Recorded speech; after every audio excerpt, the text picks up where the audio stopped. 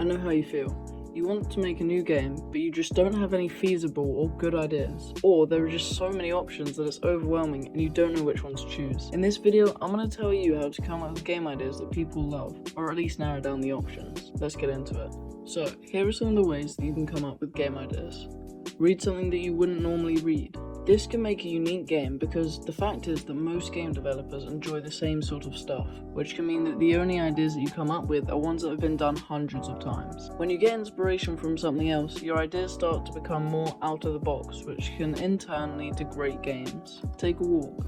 If you're a developer, the likelihood is that you spend most of your time indoors. Don't deny it. So taking a walk outside can not only clear your mind, but it'll also inspire you to make games based on your surroundings. You can take a notebook with you too to jot down your thoughts.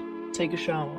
I don't know about you, but whenever I have a shower, I can start thinking about the most random things. If you can fill your brain with random things that you wouldn't normally think about, then you can start to think of ideas that are more out of the box. And remember, ideas can come from absolutely anywhere, so even if you wouldn't think at first that you can make a game out of a thought, take a look at it from different angles, and I can guarantee that you'll find a way. Play a bad game. What I might think is a bad game will probably vary from what you think is a bad game. So when I say this, I mean find a low effort game on a platform such as itch.io and see how you think you can improve it and change it. This can create tons of ideas for mechanics for your games, or even inspire an entire one. Think about what you would want to play. This is pretty simple, because I'm sure that most developers have a game that they wish was a thing, but unfortunately isn't. So why not just make that game? Also, it means that you know that the game does have an audience, and does have people that want to play it, even if it is small. You can also ask your friends or family too. However, it's better to make a game that you would play, because it can help a lot with your vision for it and the motivation needed to make it. Flick through a dictionary. If you have a dictionary, you can choose a random page and look at the words on that page. This will make you come up with random ideas that could actually be very good ones. In fact, I challenge you, if you have one, to choose a random page and come up with a game idea surrounding the first word on that page. If you don't have one, just go to an online random word generator and come up with a game idea with the first word that comes up. If you fail, you have to like the video and subscribe. See if you can do it. Good old brainstorming. All you need is a pen and paper for this. Dedicate 10 minutes of your time to not distract yourself and just write down any word or ideas that come to your head. You can also do this to develop a game idea you already have and think of some features and mechanics for it. If you get stuck, go do something else or sort out whatever's distracting you. Just don't procrastinate. Now, there are a few things that you must know before coming up with these ideas. Like that stupid sounding ideas can be great ideas, or at least ones that end up making millions. Now, by no means am I saying that you're going to make that much money, but I am saying that just take a look at some of the biggest games out there. Like Mario, a plumber jumps on the head of mushrooms to find his girlfriend.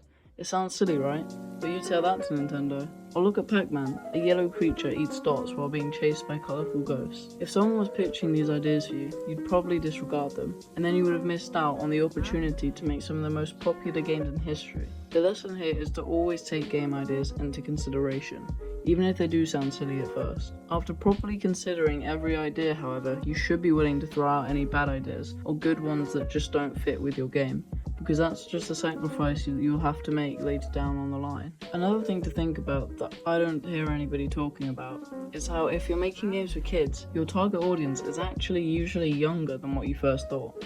A 10-year-old doesn't want to play games designed for 10-year-olds. They want to play games designed for 13-year-olds who want to play games designed for 18-year-olds. So keep that in mind, because that might change your idea depending on the situation. For example, you might have been requested to make a game or come up with an idea that a specific age group would play. Also, you have no guarantee that your game is going to be fun, but try to make it the best you can. Try to remove anything that isn't fun from your idea, and it will leave you with only the best parts. It sounds self-explanatory, right? Yet not many people actually seem to do it, which just leads to unfun or just plain and boring games. And finally, ideas are cheap. It's how you use them that matter.